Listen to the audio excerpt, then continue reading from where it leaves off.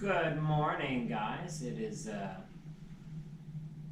bit of a gray and rainy day out there, but you know what? At this point, I will take gray and raining over winter because in a few hours the sun's going to pop out and things will be dry.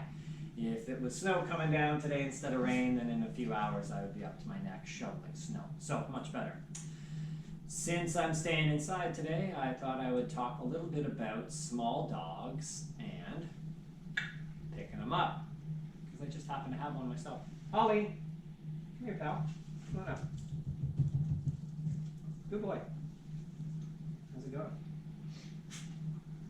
So, if you follow my videos at all, then you know Ollie here came in from Hammer City Paws Rescue, a rescue that I work with, and he was brought to me 2 years ago now, just a little over, because, well, he bit a bunch of people. He bit through basically the entire foster program there, and nobody wanted to take him, and they didn't know what to do with him, so they brought him to me to see if I could work with him a little bit. And after the first day, I knew. It was love at first sight. What can I say? I love this little dude. And when they brought him to me, one of the sweet ladies at the rescue got him out of his crate in the car and handed him to me. And I said, "Oh my God, oh no, his legs." And she said, "What?" And I said, "His legs are broken." And she kind of gave me a look because they know me well enough to know I'm just being saucy. Because his legs weren't broken. I was trying to make a point. Don't hand him to me.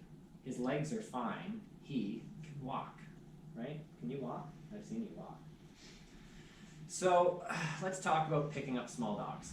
First of all, I get a lot of people that ask me, how come small dogs typically are very ill-behaved? They lunge and they bark, and you know, there's a reason why small breed dogs got the nickname ankle biters. It's because, number one, people let small dogs get away with behaviors they would never let a big dog get away with. And the little thought experiment you can do is, like, picture a little dog lunging and barking on the leash. People go, "Oh, look at him. Oh, no, thinks he's a big guy. Oh, he thinks he's a big, tough guard dog," right? People say stupid shit like that. If that was a 140-pound Rottweiler lunging and barking on the end of the leash, do you think people go, "Oh, look, he thinks he's a big, tough dog"? No, they shit their pants, right? They're going to be terrified of that. So there's no way that that's going to, pass the mustard, where for some reason people let little breeds get away with that stuff. So number one, people don't discipline little breeds, and that's fine, but that's why you're going to end up with unwanted behavior in a little breed, and why typically bigger breeds, people don't let them get away with that stuff. Now, when a little dog's acting like that, what do people typically do? They reach down and they pick up that little breed. Where are you going, Ollie? Right? They pick him up. They go, "Oh, no, shh, it's okay. It's okay. He's a nice dog," or "He's a nice man," right? They pick him up and they try and console them. They try and placate the dog. You can't placate a dog. Anytime you're doing something nice with a dog, "Ollie, hi buddy, good boy." Anytime I do that, whatever Ollie is doing at that moment, he's going to take as a wanted behavior because I'm praising him. So if you pick your dog up when they're acting terribly, you've just rewarded that behavior. You have just increased the likelihood that that behavior will continue because you picked them up. Ollie, what's up, pal? Now, dogs have a pack structure, okay? Anybody who's seen more than two dogs together know that dogs have a pack structure. You can call it whatever you want, a hierarchy. Some people would say some dogs are more dominant, some dogs are more submissive. Call it what you will, but there is a structure, there's a rank order. And dogs will tend to use height also, right? So when you see a dog come over to another dog, sort of stick their head over them or put their head on their shoulders, there's a very good chance that dog is actually telling that dog, they're not trying to be cute and cuddle. That dog is sort of suggesting to the other dog, "Hey man, I think I might be a little higher rank than you, so I'm just going to put my head on you and let you know." It'd be like somebody coming up to me and patting me on the head and going, "Hi there, chief. Hey there, buddy. How's it going?" Right? It's actually quite demeaning. And that's why a lot of dogs, if a dog puts their head over another dog, a lot of dogs will spin around, some dogs will snap at that dog. But that's because they're saying, "Hey man, whoa, you got this wrong. I am not your bitch." Right? Okay? So what's happening is when you pick that small breed dog up and you hold him up here, now he's above the other dog. So now you're going to give him this little Napoleon complex where they believe that they are better than other dogs. They can act however they want to other dogs because you'll swoop in and save them and rescue them and then bring them up, okay? Let me tell you a quick little story about Ollie. Ollie had lots of aggression when he came in. You can go back and watch the videos, and he's a pretty solid dude now. I was at a lesson with Chickpea and Ollie, and Chickpea and Ollie and this dog are engaging because we're doing off-leash work and they're kind of running around playing, and I wasn't watching Ollie because he's usually doing his own thing, and at that time the owner's son and girlfriend came in. So girlfriend comes over, she doesn't know, she's just sort of walked into this lesson and has never been a part of this stuff, comes in, oh, look at this. Little Ollie approaches her, she picks Ollie up and puts Ollie on her lap, okay? Ollie has shown no aggression at this point in like a year. Puts Ollie on her lap. Immediately, Ollie becomes empowered. Their dog comes over to say hi, right? The owner's dog comes over to say hi to the son and the son's girlfriend, and Ollie snaps at the dog, okay? The point of this is that's all it took. Ollie was fine with the dog. There'd been no problem with the dog. She picked Ollie up, put Ollie on her lap, empowered Ollie.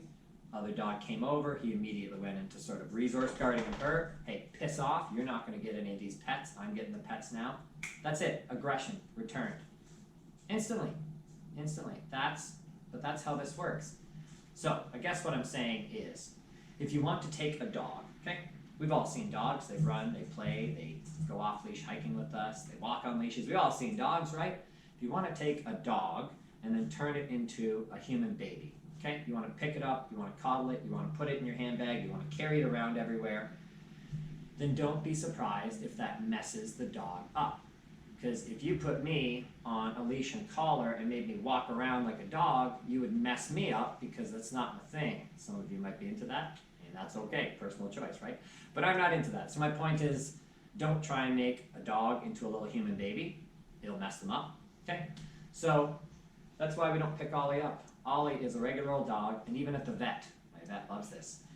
The exam table, I pull over a chair, Ollie jumps up on the chair, jumps up on the exam table. I don't even pick him up to put him on an exam table, okay? There's no picking Ollie up. He's got legs, and they work just fine, and as you even saw, he hopped up here with me. Ollie! Ollie! No! Where you going, Ollie? Come back to your bed? All right, buddy. Okay? There's no picking him up. You know why? Because that would screw him back up, because I'm guessing, I don't know his history, but I'm guessing a lot of people did a lot of picking up of him. I know when my mom sees him, her first instinct, she reaches down and she goes, I know, I'm not allowed to pick him up, am I? No, that's my own mom. Even my own mom, I've got her trained not to pick Ollie up because it would screw him up. And right now he's a pretty stable dude, right? Because he's a dog and he learns like a dog and he acts like a dog and he's treated like a dog with the other dogs. I'm an equal opportunity dog lover, but I don't treat small breeds any different than I treat a big breed. And one last thought experiment. You know, it's very normal. People see people carrying a little dog around, they go, oh, how cute, right? Very normal. Nobody's like, oh, that's, what the heck, right? How many times you see someone carrying around a German Shepherd, right? If I walked into a store carrying Chickpea in my arms, do you think people would just be like, oh, that's cool, that's normal? No, man. People would go, that's pretty weird. So then why is it okay when the dog is this big? So the size matters? Guys, size doesn't matter when it comes to dogs. When people see Ollie, and I have all three dogs together, and I do something like sit, down, and all three dogs do it. Always, without fail, everybody goes, wow, look at that little guy, he's so well trained. They don't even comment on the other two dogs. So that's the state of affairs we're in with small breeds. It's expected that a normal, 50 to 80 to 100 pound dog would be well behaved. But when people see three dogs and one of them's small, that's the only one they pay attention to because it's so amazing that a little dog is well trained and well behaved. I hear this all the time. People say, oh my goodness, he's so well behaved for a small dog. Okay, so I'm just trying to point out this is the state of affairs we're in. We treat small breed dogs differently, and people expect different things from a small dog, and that's where the crux of this problem comes from. And that's why people ask me why small breed dogs are typically so bad. Hey, guys, No play right now. I'm trying to make a video. Two of our boarded dogs, Bert and Indy, are having a little play session. Hang tight, guys. I'm almost done. Sorry about that. Okay, but that's my 2 cents in small breed dogs. You'll have a great, well-balanced, loving, happy small breed dog if you just treat that dog like you would any other dog, okay? So maybe let's reduce the picking up and the putting in the purse and the dressing up of our small breed dogs. Look, I use a jacket on Ollie too when it's cold, but I use a jacket on the other dogs when it's really cold too. So that's appropriate, but you know, middle of summer, putting a little jacket on your small breed dog because you think it looks cute, stop doing that stuff, guys, okay? Treat your small breed dog like a regular dog and you'll have a really sweet, well-adjusted companion that doesn't lunge and bark at other dogs. All right? Anyway, have some fun with your dogs, guys, and I'll see you in the next video.